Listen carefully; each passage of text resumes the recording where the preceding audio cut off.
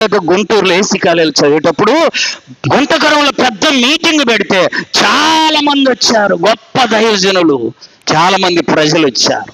ఆ సేవకుడు అక్కడ నిలబడి ఫలానా వచ్చి ప్రార్థన చేస్తుంది అని పిలిచాడు.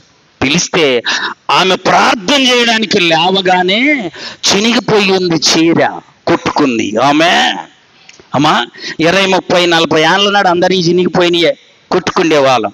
ఇప్పుడు కాదు, కథ చినగంగానే ఇసిరేస్తున్నాం. ఇప్పుడు అట్లా కూడా ఇట్లా మళ్ళీ కొత్త ట్రెండ్ వచ్చింది, చినిగిపోయినది చేసుకొని ఫ్యాషన్ అంటుండు. ప్యాంటు చినిగిపోద్ది ఏంటంటే ఫ్యాషన్, అర్థమైందా? ఆ మట లేగానే చినిగిపోయిన చీర, చినిగిపోతే కుట్టుకున్న జాకెట్టు చాలా పేదరాలుగా ఉంది. ఎలా చూడటానికి, ఎలా బాహ్య పురుషుడు ఎలా ఉన్నాడు, పేదరాలిగా ఉంది. మేమనుకున్నాం ఈ సేవకుడికి మైండ్ ఉందా లేదా, ఇంత పెద్ద మీటింగ్కి ఎట్టాటామని పిలిచాడేంటి ప్రార్థనకు అనుకున్నా. అంతేగా మనం చూసేది ఏంటిదమ్మా, పై రూపాన్ని. మనుషులు చూసేది పై రూపాన్ని.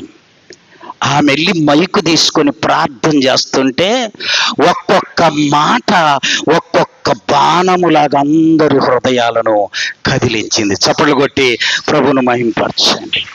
అప్పుడు అనుకున్నామమ్మో, ఈమె పైకి పేదరాలు కానీ ఆత్మీయంగా బలవంతురాలు. ఆమేన్. బాహ్య పురుషుడు బాగలేకపోయినా మన ఆంతర్య పురుషుడు ఎలా ఉండాలి, బలముగా ఉండాలి. ఆమేన్.